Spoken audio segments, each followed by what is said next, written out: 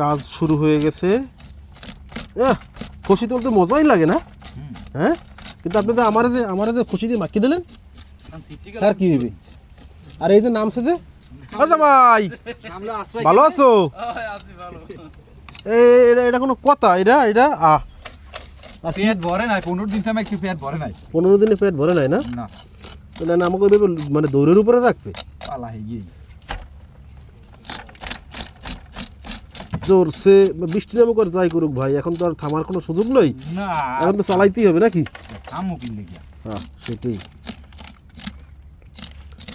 একদম তরতাজা মাছগুলো হচ্ছে কিছুক্ষণ আগে আমাদের এক জেলে ভাইরা ধরে নিয়ে আসছে এবং সেখান থেকেই নিলাম।